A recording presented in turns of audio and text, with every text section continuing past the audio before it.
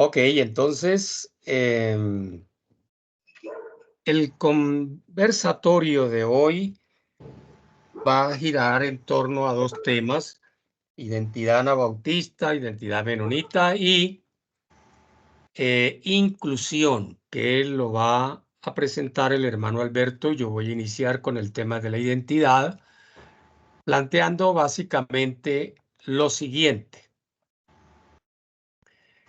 La identidad menonita y por supuesto anabautista la hemos entendido siempre con base en tres principios básicos que son: Jesús es el centro de nuestra fe, la comunidad centro de nuestras vidas, reconciliación centro de nuestra tarea. En primer lugar, Jesús es el centro de nuestra fe. Creo que entendemos perfectamente que los primeros cristianos tenían a Jesús como centro de su fe. Eran personas llenas del Espíritu Santo, obedecían a Jesús en la vida diaria. Por su compromiso con Jesús y por la permanente presencia del Espíritu Santo en sus vidas, eran personas transformadas. Anhelaban parecerse a Jesús en sus actitudes y en sus estilos de vida. Experimentaban el Espíritu de Jesús en medio de ellos, pero esto solo duró hasta finales del siglo III, porque la fe fue bastante distorsionada por la religión. Hasta el siglo III, los cristianos eran perseguidos por los emperadores romanos. Los emperadores exigían que se les adorara, y como los cristianos solo adoraban a Dios, eran fuertemente perseguidos. Sin embargo, a finales del siglo III, el emperador Constantino tuvo una visión sobre la cruz y no solo dejó de perseguir a los cristianos, sino que hizo del cristianismo la religión oficial, y en lo sucesivo el cristianismo, digo yo, se prostituyó. Lo que en adelante vino más que cristianismo fue constantinismo, incluso hasta hoy. En la época de Constantino, la religiosidad empezó a juzgar a la gente más por su creencia que por la vida que llevaba. No sé, no importaba si se era buen cristiano o mal cristiano, sino si se matriculaba como cristiano. Pero como no existe religión, y sobre todo religión oficial, sin teología que la sustente, el gran teólogo Agustín de Hipona, seguramente uno de los teólogos más grandes de Occidente, fue el gran sustentador de la religión que vendría.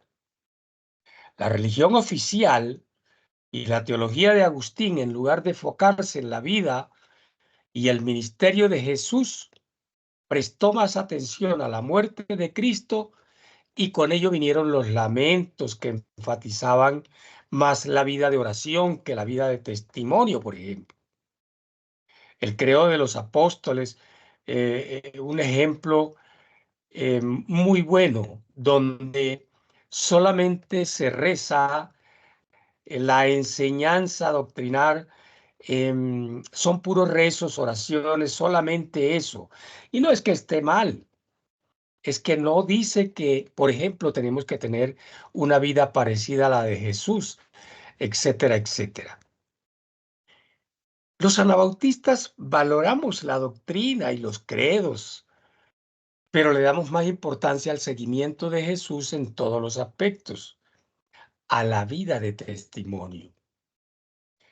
Mientras que los primeros anabautistas decían, por ejemplo, Jesús es el centro de nuestra fe, los seguidores de Agustín decían, la muerte de Cristo es el centro de nuestra fe.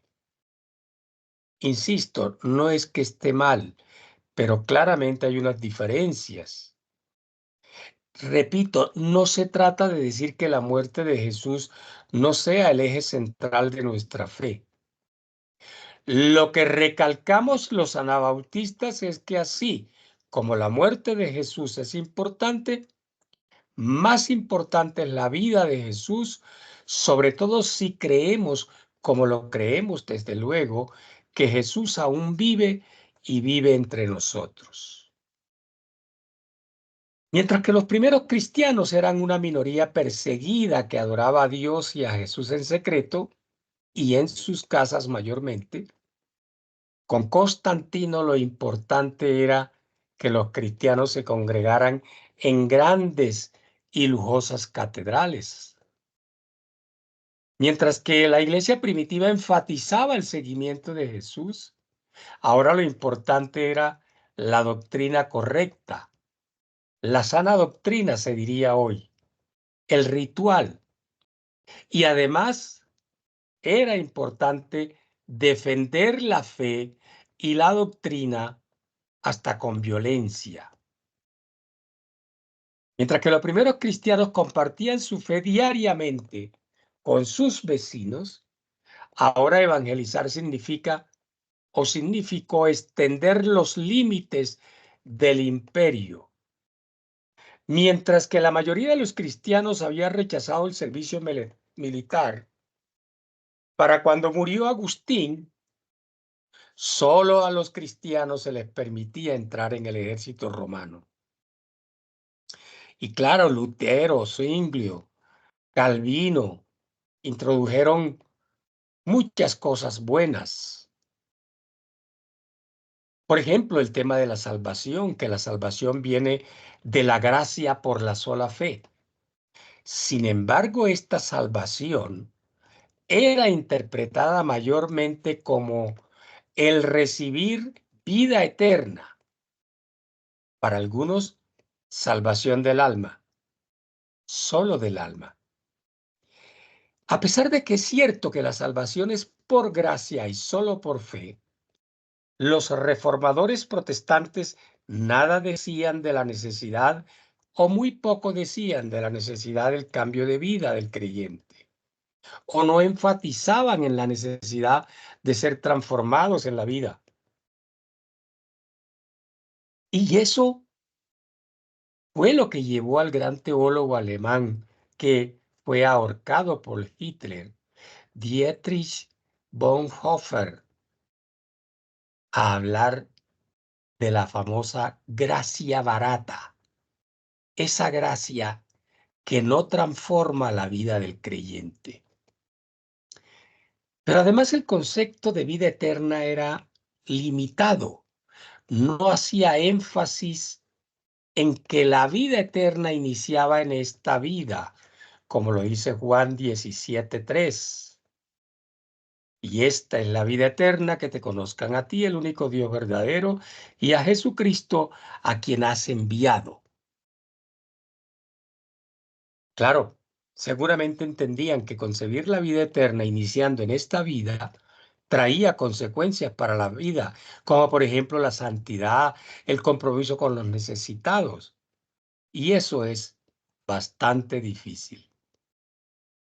Entonces, varios estudiantes de Zwinglio, como Conrado Grebel, Felix Manz y Jorge Blaurock y otros, plantearon, Menocimo, por ejemplo, en Países Bajos, un cambio en los asuntos teológicos y práctico.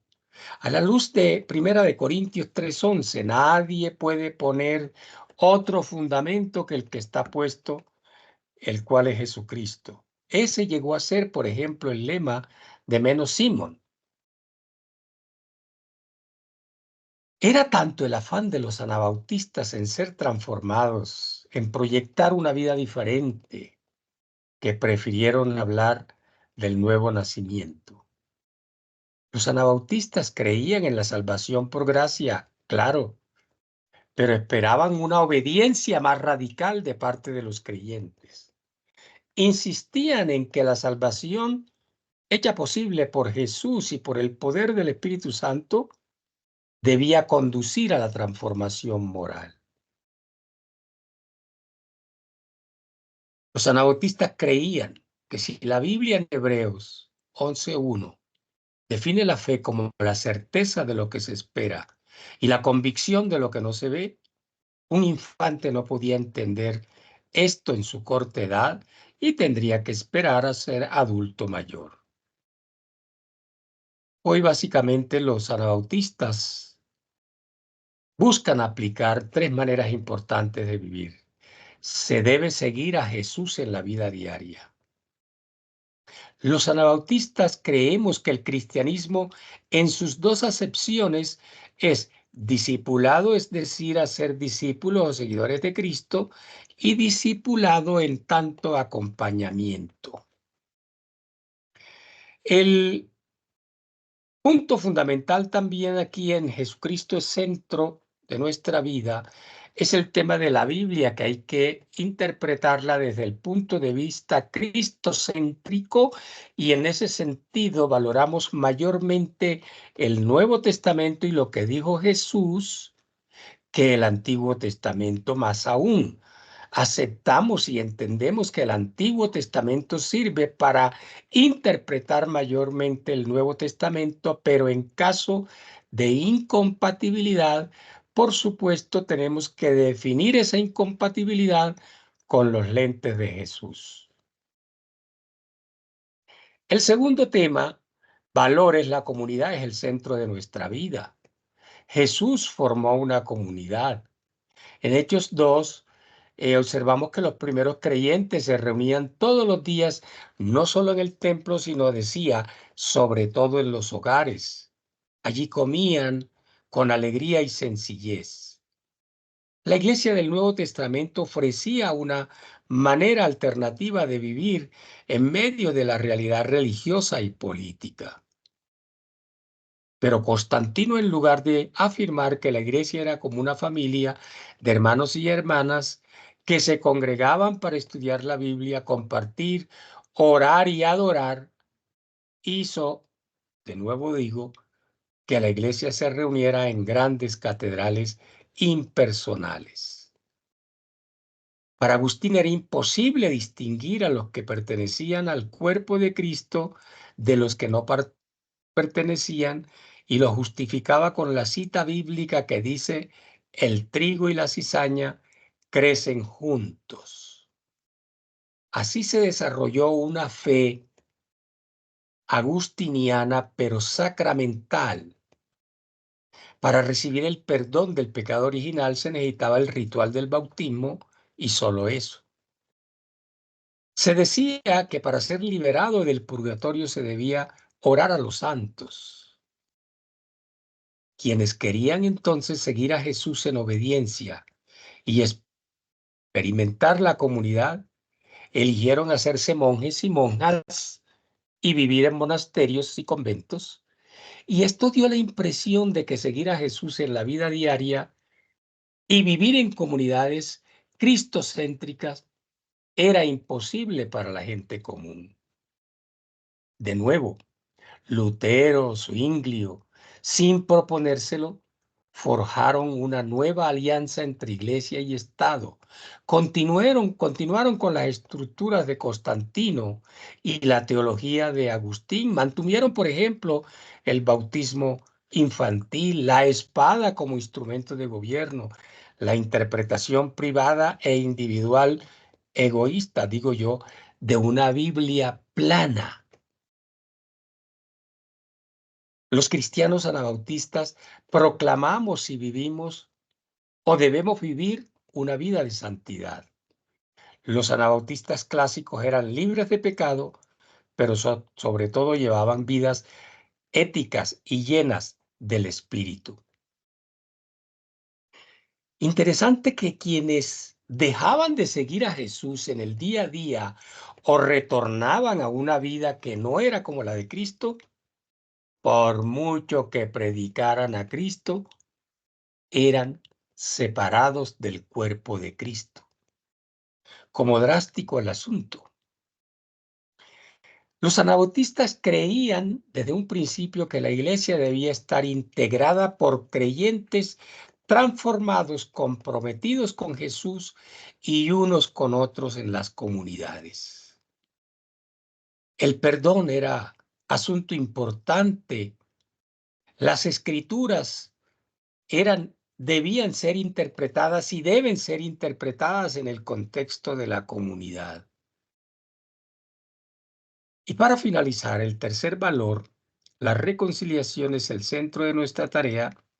Debemos decir que Jesús murió por nosotros, pero no es como se pudiera pensar que Dios, sabiendo lo que le iba a pasar a su hijo, sabiendo cómo lo iban a matar, no le importó, lo mandó y pudiendo hacer algo para evitar la muerte que tuvo, no hizo nada para salvarlo.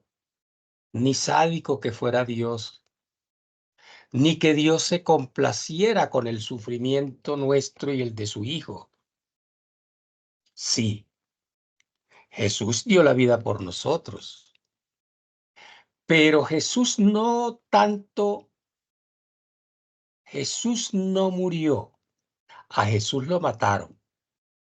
Jesús murió, claro, pero fue que lo mataron, él no se suicidó, ni fue a eso a que lo mataran. Creo yo que lo que ocurrió fue algo similar a lo que narra el Génesis. El plan original de Dios era colocar al hombre y la mujer en el Edén, les dijo qué podían hacer y qué no podían hacer, pero dentro de la también libertad que les dio, el hombre y la mujer prefirieron escoger otro camino al sugerido por Dios. Pero Dios siempre tuvo un plan B. Entonces aparece la historia de la salvación, Abraham, Noé y el mismo Jesús. Entonces creo yo, Dios envió a Jesús, su Hijo, para solucionar de una vez por todas el problema del pecado. Dios envió a Jesús a reconciliar a todos entre sí, pero sobre todo a reconciliar a todos con Dios y hasta con la naturaleza. Jesús lo único que hizo fue proclamar el amor de unos con los otros, pero no se aceptó el plan de Dios con Jesús y lo mataron. Lo que ocurre es que el amor de Dios por nosotros y sobre todo el amor de Jesús es tan grande que prefiere morir por nosotros, dar la vida por nosotros, manteniéndose en lo que predicó. Prefiere que lo maten por nosotros, pero no cambia de parecer, ni cambia su discurso, ni cambia su plan. Obviamente no todo anabautista está con esta teoría nuestra, mía en particular, como todo.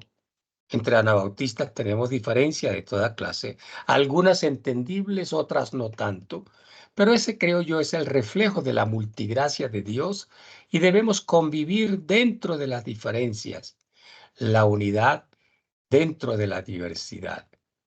Jesús trató quebrantos, injusticias, entrenó seguidores, apóstoles, apóstolas, digo yo, y los nombró embajadores de reconciliación, como también nosotros debemos adelantar esa tarea. Dio instrucciones, por ejemplo, la de Mateo 18:15, que se refiere a la necesidad de que el ofensor vaya donde el ofendido a buscar solución. En el Sermón del Monte, por ejemplo, Jesús enseñó que la paz y la justicia vienen por buscar primero el reino, que hay que arrepentirse de lo malo. Pero agrega, no se amen solamente unos a otros, porque aún los paganos lo hacen. Amen a sus enemigos. Mateo 5:46. Entonces, ser seguidor de Jesús significa comportarse de manera éticamente correcta en el entendido de los mínimos de que habla Adela Cortina. Jesús dijo: así como el Padre me ha enviado, yo los envío a ustedes. Vayan por todo el mundo y hagan discípulos. La gran comisión. Durante los primeros siglos, los seguidores de Jesús se negaron a participar en combates militares. Entendían que se encontraban bajo la orden de amar a sus enemigos y no de matarlos. Jesús dijo: mi reino no es de este mundo. Y sin embargo, el emperador Constantino era un rey y exigía que le adoraran. Con el tiempo, infortunada y desgraciadamente, La religión hizo que el reino voluntario ordenado por Jesús y el reino exigido por el emperador se confundieran. Se acabó eso de la solidaridad, del compartir. Algunos se volvieron ricos y otros pobres. Los cristianos que antes eran perseguidos se tornaron perseguidores. Los cristianos pacificadores se fueron a la guerra, que llaman Guerra Santa, en lugar de evangelizar y hacer la paz.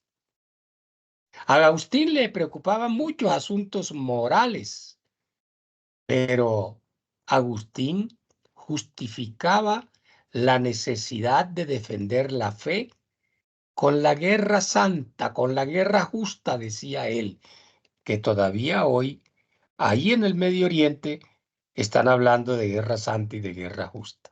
En fin, también los Lutero, los Zwingli, los Calvino enfatizaron en muchas cosas interesantes, pero no recalcaron lo fundamental, la práctica de la gracia transformadora y de la paz.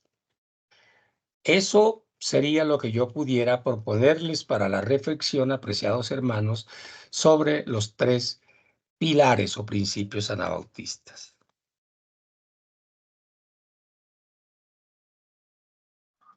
Bueno, muchas gracias, Aníbal, muy chévere, y seguimos ratificando nuestra identidad con Jesús. Al final del diálogo podemos participar todos con preguntas, inquietudes, comentarios. Bueno, yo quiero atreverme a una cosa, y es a la siguiente: a proponer a la inclusión como el centro de nuestras relaciones. Yo no sé qué irán a decir los menonitas tradicionales, si estarían de acuerdo o no con esto, ¿no?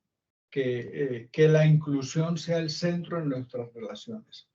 Y hoy quiero focalizarme un poco en eso de la inclusión y los imaginarios sociales. Los imaginarios sociales realmente son el resultado de los estudios fenomenológicos. Y la dinámica de los imaginarios tiene que ver con que las tradiciones, las creencias, los lenguajes, los símbolos, las imágenes, las enseñanzas, el aprendizaje, van configurando la vida de los seres humanos, tanto individual como colectivamente. Yo digo, hombre, el guerrero que toma la espada para cuidar a su rey, lo hace desde su convicción de esclavo y propiedad del amo. El faraón que se apodera de un territorio, el faraón o el rey, lo hace con base en su seguridad de ser representante de las divinidades en el mundo. El trabajador artesanal que debe entregar su producto a tiempo, lo hace desde el hecho de cumplir a sus tareas, porque en su mente está grabado eso. El estudiante, yo hice un análisis en una universidad de Bogotá, la Manuela Beltrán, como con unos 500, 600 jóvenes en primer semestre. Y una de las preguntas que hicimos fue: ¿para qué quiere estudiar? Y la mayoría decía: para ayudar a mi familia a salir adelante. Y en el transcurso del tiempo, pareciera que esos estudiantes fueron perdiendo esta visión. ¿Por qué? Porque los imaginarios del entorno, del contexto, van minando esos valores. Y lamentablemente, como decían los abuelos, lo malo se aprende más rápido. El impacto de los imaginarios frente a la inclusión es muy sencillo. Toda sociedad excluye. Toda sociedad excluye al negro, al blanco, al indígena, al campesino, al que tiene una capacidad especial, excluye a la mujer.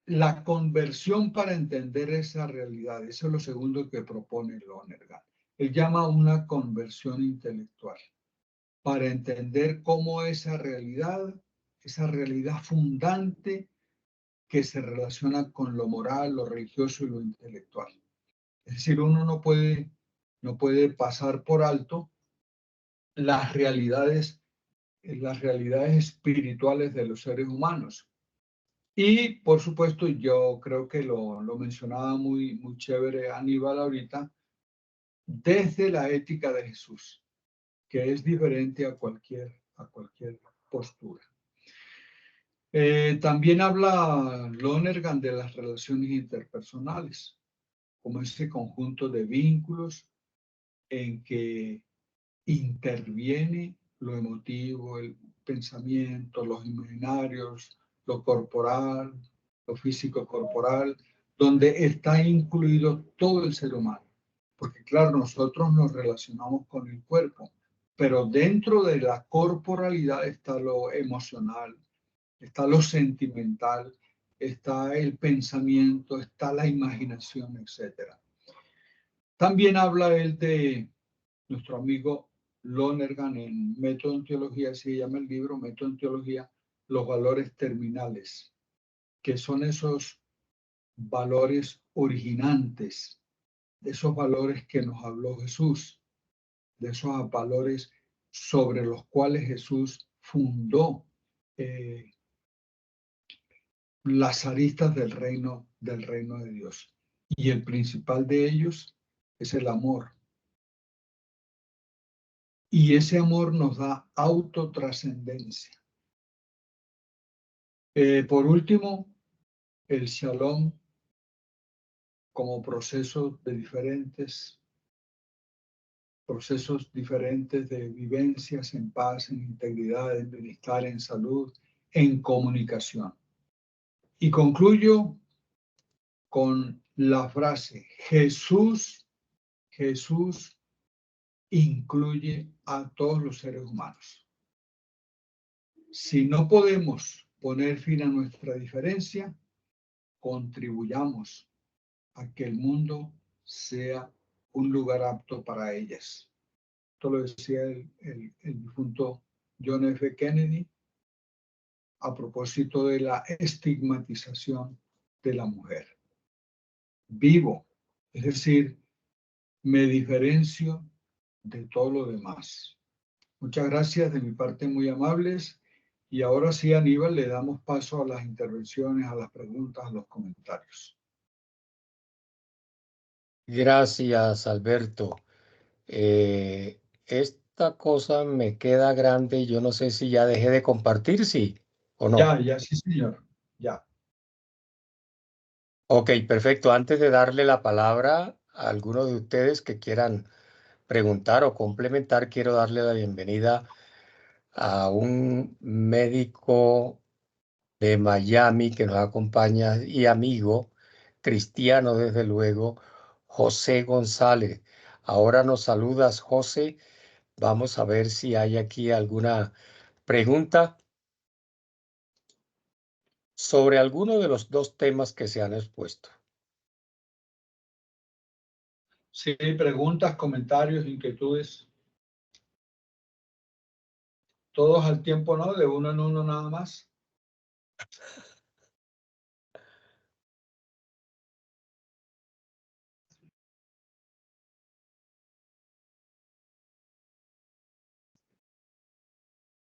Bueno, parece que no hay entonces inquietudes.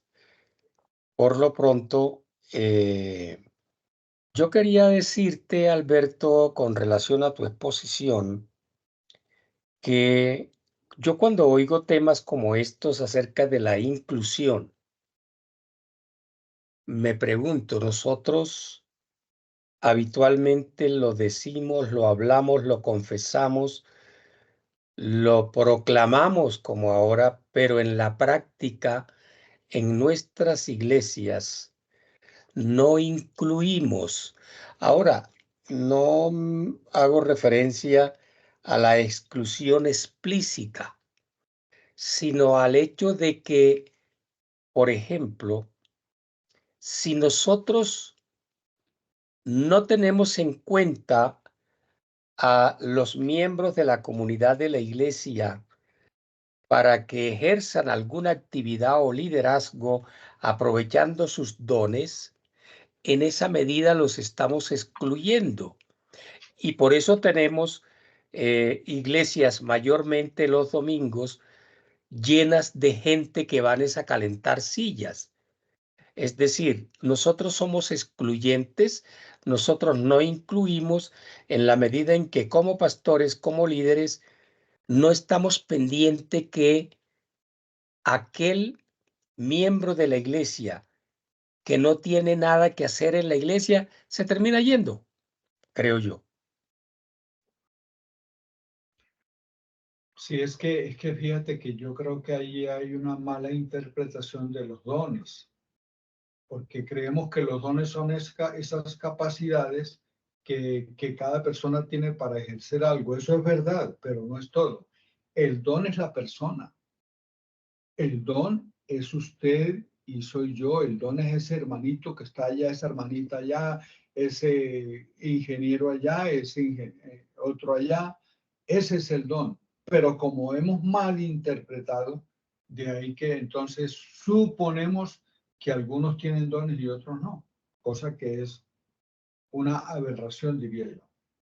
¿Por qué al comienzo tú aclaraste que probablemente debían haber anabautistas que no estuvieran o menonitas que no estuvieran de acuerdo contigo? ¿Qué se Claro, te... claro, porque yo estoy proponiendo que la inclusión sea el centro de nuestras relaciones. Es decir, una comunidad que sea excluyente ha perdido el camino, ha perdido el centro de su fe, porque Jesús no excluyó a ninguno. Y sería contrario al principio de que la comunidad también es centro nuestro de Anabautista, principio fundamental. Sí, Señor, así es. Ok, ¿quién más quiere decir algo? Si no, a mí me gustaría invitar a que el doctor José nos dijera algo. No alcanzó a oírme a mí y solamente te oyó al final. ¿Estás ahí, José? Buenas noches, ¿cómo estás? Buenas noches, Aníbal. Buenas noches a todos los hermanos ahí presentes. Sí, desafortunadamente llegué un poquito tarde a la convocatoria, pero estaba en un partido de fútbol, entrenamiento de mi hijo, entonces no alcancé a llegar a tiempo, pero bueno, sí tuve la oportunidad de escuchar y más o menos estoy entendiendo más o menos la idea. Me parece un excelente tópico, me parece que es un tema en donde definitivamente la inclusión de los hermanos de la iglesia, yo diría y me atrevería a decir sin haberlos escuchado completamente, pero también tenemos que ser un poquito incluyentes, digamos, con diferentes denominaciones, ¿no? A mí me parece que aquí, por lo menos en la Florida, siempre tiende a haber un poquito de vestigio con eso, un poquito de celo. Y desafortunadamente lo que he visto es que no está todo un celo dogmático, sino un celo de tipo de negocio, y eso me entristece mucho. Tratar de mantener una membresía sostenida en una iglesia y el celo de no ir a otra, independientemente de que sea un tema de doctrina, es un tema más de mercadeo y negocio. Pero sí, definitivamente tenemos que ser abiertos. Tenemos que ser muy versátiles en la cristianización y en la evangelización. Recordemos que Jesucristo, la mayor parte de su ministerio no la hizo dentro de las sinagogas, la hizo afuera. Y con ese mismo emblema también nosotros también tenemos que pensarlo. Nosotros tenemos que tratar de llevar el mensaje y el evangelio afuera de nuestras iglesias, y así, al estar fuera, pues nos vamos a encontrar con todo el mundo, ¿no? Ya es una obligación en ese caso de impedir la exclusión, porque una vez estés en la calle, pues no vas a poder realmente excluir a las personas y vas a poder llegarle a muchos gentiles, entre comillas, yendo a términos bíblicos, y poder tener un poquito más de versatilidad en ese aspecto. Y en el otro tema que el hermano hablaba al final, que fue lo que yo escuché, el tema del servicio dentro de la iglesia. Sí, definitivamente estoy de acuerdo con lo que dice el hermano.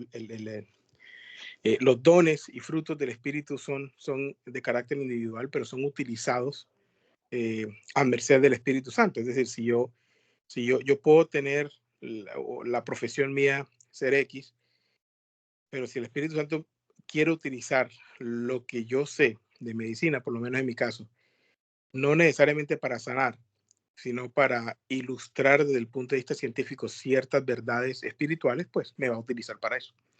Y yo pienso que en la medida en que seamos un poquito menos físicos y carnales y más espirituales en el entendimiento de cómo se presenta en este servicio, que debe ser incondicional, debe ser voluntario y debe ser con el corazón, pues yo pienso que vamos a tener una integridad mucho más pluralista dentro del seno de nuestras comunidades, ¿no? Gracias, José. Muy bien. Quiero compartir algo. Jaime del Salvador. Exacto. Miren, fíjese que, bueno, escuché atentamente las exposiciones de ambos y yo creo que hay que volver. Hay una cosa que me parece súper importante y es el hecho de bueno, lo que decías, Sebastián, que realmente hasta el siglo III la iglesia fue Perdóname, perseguida. Jaime, aparezco con el nombre de mi hijo porque la cuenta es de él. Soy Aníbal. Ay, perdón, yo vi el nombre. Bueno, está bien, Tranquila. Aníbal, ya te cambié el nombre. Ok. Bueno, pero decía, yo creo, a mí me llama la atención exactamente cómo surge las comunidades cristianas. Después del resucitado, ¿no? Es curioso y pongámosle atención a eso. Es curioso que después de la muerte de Esteban, los cristianos se dispersan y huyen. Y huyen y se van hacia otro lugar huyendo, ¿verdad? Por dar testimonio de la fe, huyendo de ese mensaje, de ese tal Jesús, ¿verdad? Pero curiosamente en el caminar, ellos llegan a otras comunidades y es exactamente contradictorio, ¿verdad? Que ellos comienzan a anunciar la palabra y el mensaje por el cual los han estado persiguiendo, ¿ya? Entonces partamos de ahí. Entonces yo creo que hay una cuestión aquí importantísima de gracia y misericordia. Y yo creo que ese es el elemento que hay que reposicionar ahora en la vida de la iglesia, en la vida en comunidad, en el centro de nuestras relaciones. ¿Por qué? Porque a veces, exactamente como decía el doctor, yo creo que los dogmas, los estilos, las maneras, las formas, creo que nosotros los que tenemos la herencia misionera llevamos una carga de realmente al final, ¿cómo nos desprendemos de esa herencia misionera que nos ha encasillado, encajonado y que nos ha dado una normativa, que nos ha planteado la iglesia? ¿Ya?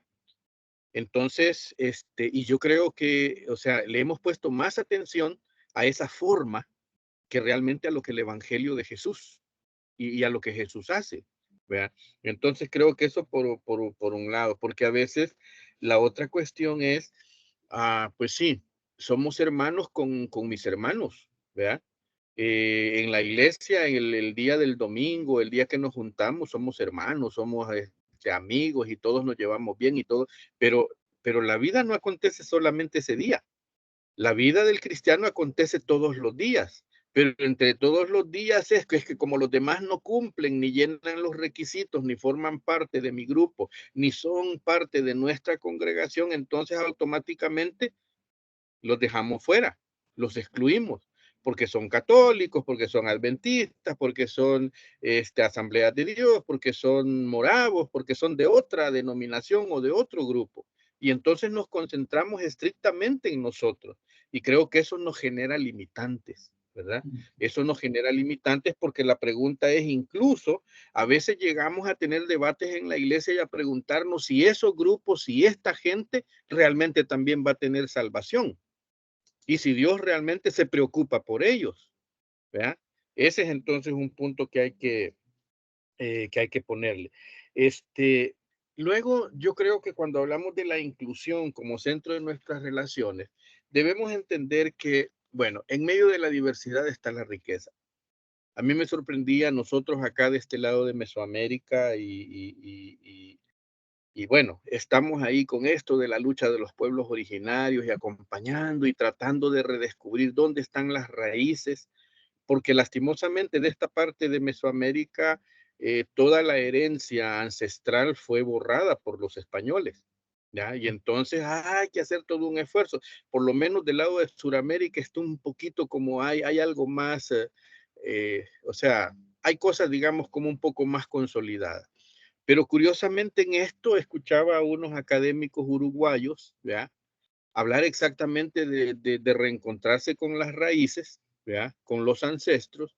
Y es interesante que ellos ven hacia las Islas Canarias y a Portugal y a España como su herencia cultural, histórica. Y su herencia cultural histórica ligada a los comerciantes y tratantes de esclavos. ¿Ya? Y Uruguay el centro, ¿ya? de la distribución de los esclavos para el resto de América. Entonces, pero ellos, bueno, pero lo de los esclavos no le ponen cuidado, pero le ponen cuidado a que nuestra herencia viene de ahí, de las Islas Canarias, y que allá adoramos a la Virgen del Tránsito. Y entonces uno dice, bueno, de veras que el mundo está al revés. Pero bueno, dejémoslos ahí a ellos con ese rollo, ¿ya? Y volvamos nosotros acá. Entonces, yo creo que el tema tiene que ser esa gracia y misericordia. ¿Por qué? Porque al final yo creo que nosotros necesitamos aprender a hacer exactamente esos tres elementos que mencionabas de la esencia menonita, ¿verdad? De la comunidad, de Jesucristo como nuestro centro, del discipulado como seguimiento y el discipulado como acompañamiento. Y todos estos elementos, todo eso tiene y está en función y debe de estar en función del otro, no de nosotros, ni siquiera de la institución, sino, o sea, nuestro amor y mi amor y mi vida cristiana no vale en tanto que yo no estoy conectado con otro al que le demuestro y le hago lo que yo creo, lo que yo pongo en práctica con él. Creo que por ahí debería de ser. Y por eso es que nos complica. Decía, con esto de los grupos LGTB y todo el abecedario que cuenta, que falta. Pero decía alguien, es que vamos a hacer una reunión y entonces, pero hay que llevarlo a la asamblea. Si la asamblea está de acuerdo, se hace. Y si la iglesia lo aprueba, lo hacemos. Y yo les digo, no nos compliquemos tanto. Ustedes saben que la asamblea va a decir que no. Si nos queremos reunir y queremos que ellos participen, invitémoslos a participar en una celebración en la que ya estamos. Y la primera cuestión es, no los vean así ni como animales raros, ni los vean extraños. Simplemente intégrenlos y sientan los que son parte del grupo. ¿Ya? Y entonces eso va a ser más valioso que si nos ponemos a discutir si deben de venir, cómo deben de venir, a esa reunión debemos de ir nosotros los de la iglesia, o tienen que ser solo ellos o solo gente de su clase. Esa es la preocupación, ¿ya? Entonces, y luego entonces creo que nos ponemos ahí, o sea, creo que a veces nosotros mismos nos ponemos, no sé si llamarle censura, ¿verdad? Porque no, quizás no es esa la palabra, pero yo creo que la inclusión tiene que ser, o sea, el centro de nuestras relaciones como un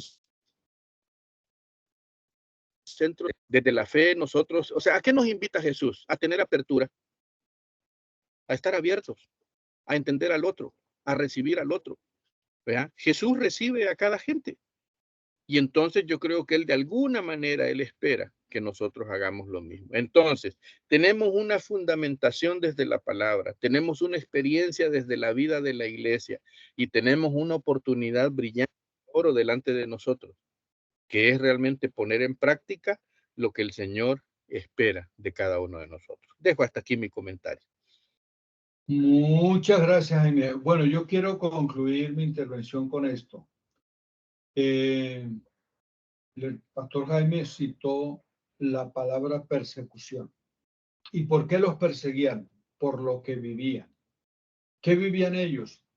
Vivían una inclusión de género, donde la mujer y el hombre estaban al mismo nivel, con los mismos derechos, etc. Una inclusión social, donde el esclavo y el amo pertenecían a un mismo cuerpo. Una inclusión racial, cuando eso no había, no conocían la raza amarilla, pero sí los negros y los blancos. Una inclusión social también donde estaba el siervo juntamente con el otro. Por eso la persecución, porque había una comunidad incluyente. Entonces, por ejemplo, el amo que tenía tantos esclavos y que veía que otros los liberaban, él se rebelaba y decía, ¿cómo así que van a liberar a tantos esclavos? Muchas gracias.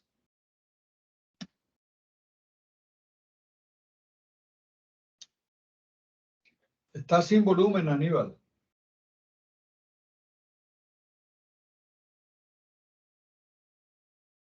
Volumen. Estaba sin micrófono. Bueno, muy bien. Gracias por sus exposiciones, por sus comentarios. No sé si David prefiere mejor reflexionar todo lo que ha oído o decirnos algo. En todo caso,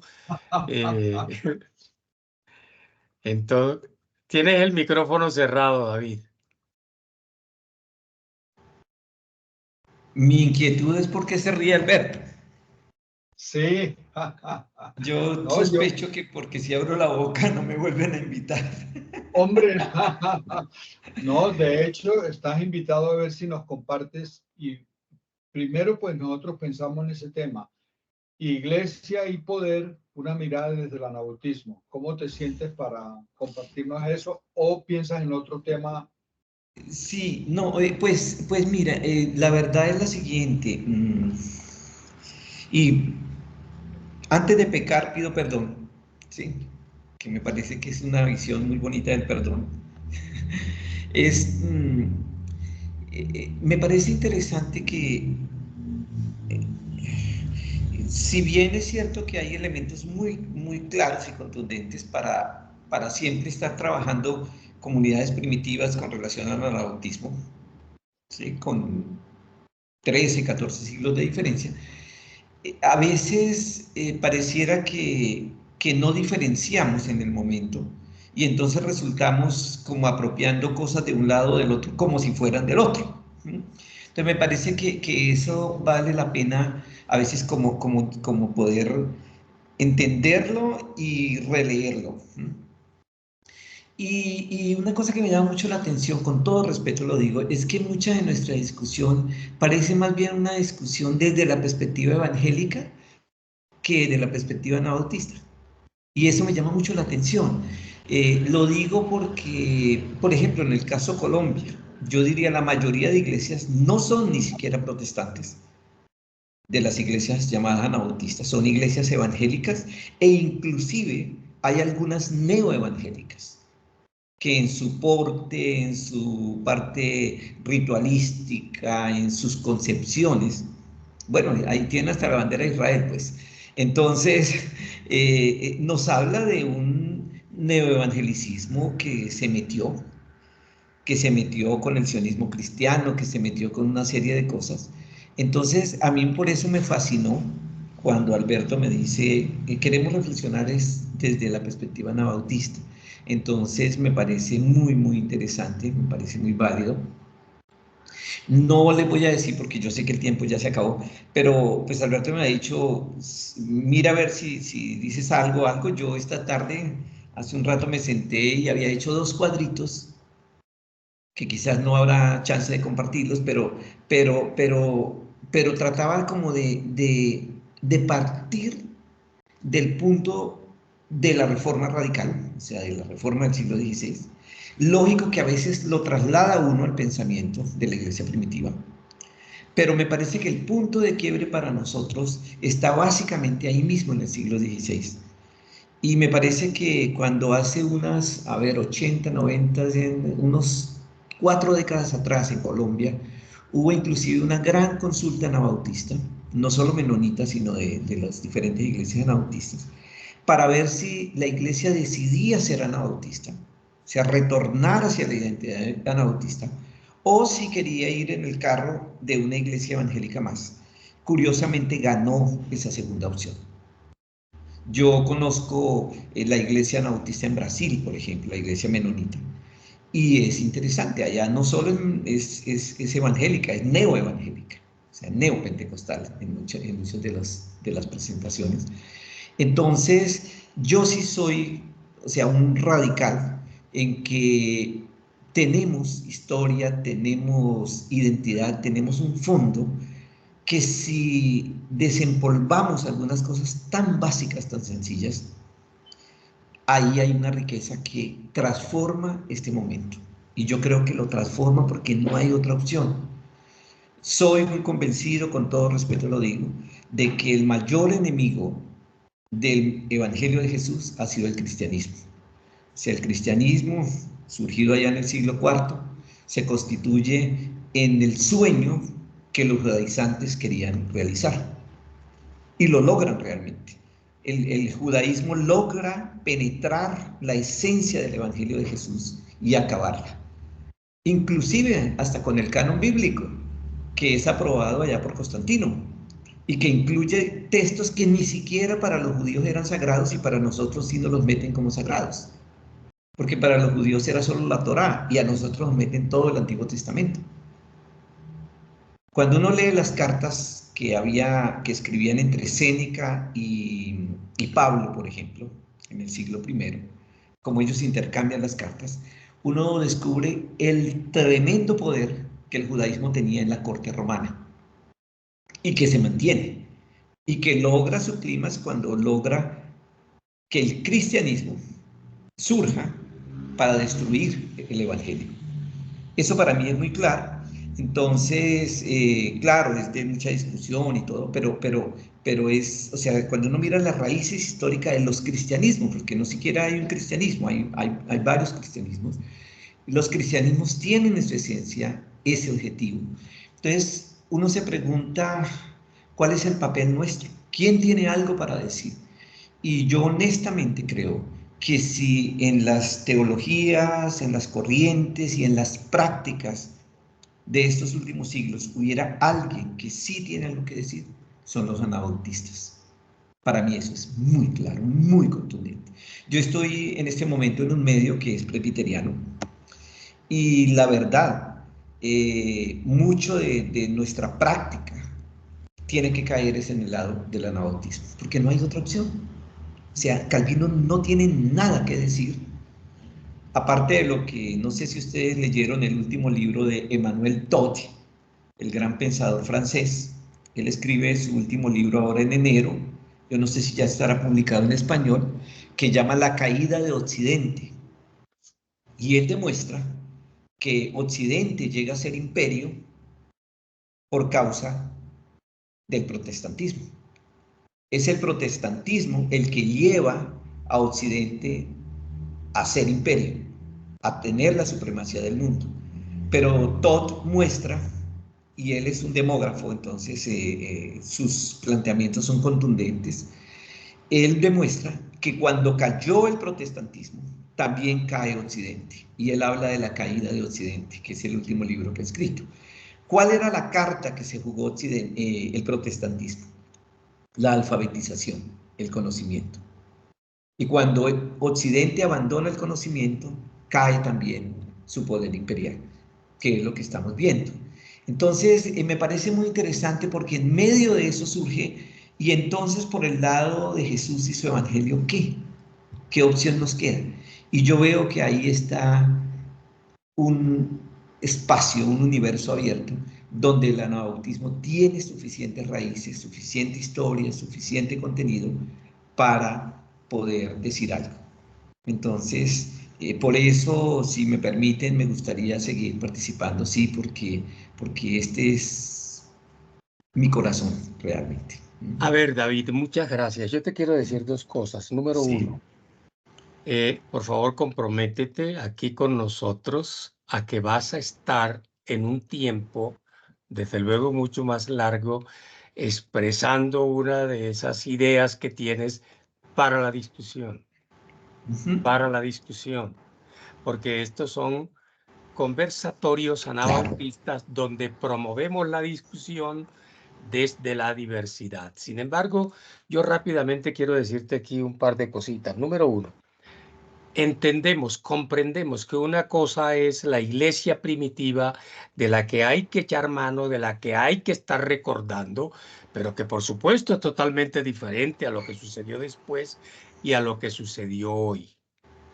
Que por supuesto, yo lo dije en mi exposición, el cristianismo de Jesús, ese primitivo o de las comunidades primitivas, fue hasta el siglo III, hasta Constantino, porque me atrevía a vulgarizar el asunto cuando dije que el constantinismo había prostituido al cristianismo. De ahí en adelante, pues la cosa no funcionó bien hasta nuestros días con el sustento teológico de San Agustín. Por supuesto, diferente a lo que ocurrió en la Edad Media y específicamente en 1517, que hay que saber diferenciar de 1525 y por eso uno de los dos objetivos que tenía hoy con mi exposición era explicar por qué ni soy católico ni soy evangélico, soy anabautista. Pero mi querido David, no por eso los por debajeo. Todo lo contrario, me atrevo a decir que dentro del anabautismo no somos todos iguales. Los hay de todos los colores. Los hay de los que se parecen más a los católicos, de los que se parecen más a los evangélicos, de los anabautistas radicales como tú, seguramente, también como yo, pero creería yo que el chiste del asunto y lo que debemos cultivar es esa diversidad, que desde la orilla en que estemos podamos contribuir al quehacer de hoy, que es lo fundamental. Y yo, por ejemplo, alguna cosa que no me atrevería a compartir contigo, no sé si fue que no la entendí bien, fue a no valorar, por ejemplo, todo lo que hay en el calvinismo. ¿Cómo no? Era incluso más preparado Calvino que Lutero y Zwinglio juntos. Tanto que casi que fue soporte de la modernidad y todo el capitalismo. Alfonso López Michelsen habló mucho de Calvino, tiene un texto por ahí que estaba tratando de ubicarlo, pero yo creo que hay que prestarle atención a estos calvinistas y a estos reformados porque tienen mucho que decir y toda la verdad ni siquiera está en nuestra ala radical anabautista. Y yo creería que, a propósito de la reflexión de Alberto, si hacemos eso, vamos a no excluir, porque en el discurso también se puede excluir y en el discurso hay que incluir, pero todo eso me lleva a estar de acuerdo contigo cuando desde un principio dijiste, pido perdón por el pecado que pudiera cometer. Pero bueno, maravilloso, bienvenida a la discusión desde las orillas teológicas que fueran. Bueno, muchas gracias, sí. No, y solo por información, sí, yo fui ordenado, fue inicialmente como ministro presbiteriano. Milité y trabajé con la iglesia presbiteriana varias décadas y mi formación es de inicio totalmente calvinista. Entonces sé de primera mano lo que estás diciendo y el valor de lo que es. Después soy conquistado en mi corazón por el anabautismo y realmente le abro mi vida porque me resuelve conflictos que ya tenía dentro del presbiterianismo, dentro del calvinismo. inclusive porque pues yo leía la Biblia desde muy temprana edad, me he hecho toda la vida, pero la leía con unos ojos un poco diferentes por el ambiente en que había sido creado y eso. Yo soy de los que creen que cuando Jesús dice que viene por su iglesia, es su iglesia, no es la de ninguno de nosotros. Y que es muy posible que la mayoría ya son budistas, son personal musulmán, son taoístas, son chintoístas, porque él viene por su iglesia. ¿Sí? Entonces, eso sí, sin duda lo tengo muy claro. Y cuando expreso esa visceralidad en estas cosas, es porque he vivido, y sobre todo en las últimas décadas, todo el daño que el evangelicismo está haciendo, no solo a la iglesia, sino a las sociedades. Entonces, como el desarrollo de grupos armados, de lo que llamamos paramilitarismo o milicias, en el caso de Brasil, donde viví casi 2 décadas antes de volver ahorita aquí a Colombia, como todo eso ha crecido desde la mano de las iglesias evangélicas. Entonces, honestamente, yo corro el riesgo de poder decir, hay unos que yo diría, su función es ser anticristo. Y ahí no quiere decir que los odie, no quiere decir que los eche fuera, porque igual Jesús murió por ellos y sin duda que van a ser salvos. O sea, yo no me meto en ese tema es demasiado grande. Pero sí, no quiero nada a ver para no alimentar otro tipo de cosas. O sea, vivido de primera mano, tuvimos que salir del país exactamente por eso. Entonces, vivir eso en varios espacios. He trabajado con la Iglesia Católica por años, con la Comisión Intercongregacional de Justicia y Paz, con el padre Javier Giraldo y otros, hablo pues conocidos internacionalmente. Entonces, me muevo en ese medio realmente, incluso en el medio de mucha gente, hermanos que no son de grupos llamados cristianos también. Excelente. Mi formación en la medicina china me llevó a tener que por años estudiar el taoísmo, por ejemplo. En el taoísmo encontré la definición más linda que uno pueda tener de Dios. La tiene el taoísmo. Otra grandiosa la tiene el hinduismo. O sea, Dios es más que todos nosotros y eso sin duda que es muy claro. Pero mi compromiso es como seguidor de Jesús y entonces en ese seguir a Jesús para mí cobra mucho valor la perspectiva anabautista. Y sí, disculpen si en un momento dado soy muy visceral, es parte de lo que me ha permitido sobrevivir. Somos diferentes, David, y esa es la multigracia de Sí, Dios. sí, sin duda, sin duda. Entonces, David, hablamos los dos para el asunto del Sí, tema ese tema me parece genial y sobre todo yo seguiría viéndolo en la línea que Aníbal lo estaba viendo, o sea, desde esa identidad, cómo se aborda esta cuestión, que me parece que es clave y que al fin y al cabo todos caímos siempre en ese mismo centro, digamos, o epicentro. Muy bien, Entonces, entonces, estamos en contacto los dos para elaborar Correcto. la invitación, ¿listo? y Sí, además de ahora en adelante no va a ser el conversatorio los martes, sino los lunes, Los exactamente lunes. de hoy perfecto. en 14 días nos volvemos a ver y seguramente con la exposición de David que va a tener de qué hablar. Claro que No, sí. muchas gracias. Sí, perfecto, para Bueno, mí mejor también el lunes, no creo que es muy el mejor bien. día, sí. José, Sí. gracias por haber asistido, hermano. Te invitamos para el lunes. La cosa va a estar candente con David. Claro, quiero adicionar un poquito algo aquí adicional. Bueno, pues yo también sigo corrientes calvinistas y soy de iglesia presbiteriana, pero soy un escapado de iglesias neopentecostales hasta hace un tiempo. Pero mi formación es 100% apologética. Y por ende me da un amplio poder para la inclusión de todo aquel que se arrodilla a Cristo. Y para eso estamos aquí, para defender el Evangelio, que es uno solo. Me trae a colación unas palabras de uno de los apologistas más importantes, yo considero que es C.S. Lewis, donde decía que la iglesia no existe más para atraer a los hombres a Cristo, para convertirlos en otros Cristos. Si no cumple este cometido, todas las catedrales, sacerdocios, misiones y sermones son sencillamente una pérdida de tiempo.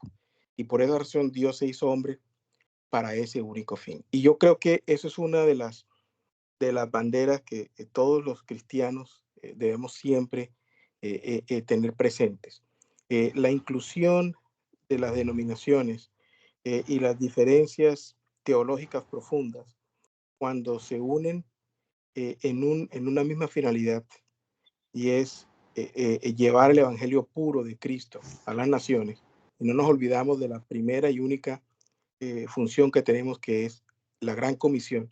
Yo creo que logramos romper barreras desde todo punto de vista. Yo en mi profesión y en mi trabajo ministerial me he encontrado con diferentes personas, con personas reformadas, no reformadas, radicales, excentristas, en fin, de todo tipo de particularidades en donde llegan, como decía el hermano David, se llega a entender cosmovisiones diferentes, pero cosmovisiones que, como nosotros llegamos con mansedumbre para traer el evangelio, hacemos también que nuestra cosmovisión bíblica cristiana sea vista y sea entendida, ¿no? Y eso al final produce más atracción que repulsión. Y en última estamos haciendo la labor del evangelio, la labor de traer a esas personas a Cristo, que es lo que últimamente creemos, bien sea que tengamos una postura, ¿cómo se llama?, calvinista o no. Lo importante al final es hacer nuestro trabajo, ¿no? Hacer nuestro trabajo de la gran comisión. Así que me parece súper interesante estos foros que están haciendo, estas reuniones, y pues con mucho recibo la invitación, estaré presente en cuanto pueda. Yo sé que ahora lo van a hacer los lunes, vamos a ver cómo puedo organizar mi horario un poco, a qué hora salgo de mi trabajo en la clínica y eso, pero trataré de estar con ustedes acompañándolos, de verdad que sí. Y muchas gracias, Aníbal, y a todos los hermanos. Gracias, José. Bueno, Entonces, gracias Aníbal, gracias Jaime, José, David, estamos en contacto y hablamos. Y no se les olvide que todas estas exposiciones y conversaciones de hoy son subidas inmediatamente a nuestro canal de YouTube, Conversatorios Anabautista. Mañana les mando el link para que revisemos a ver cómo fue el tema. Que pasen buena noche. Nos vemos en 14 días. Muchas Bueno, gracias. El 29, gracias, ¿no? gracias. 29. Okay. Gracias. Chao, Sí, chao. 29. Gracias. Muchas gracias. Chao.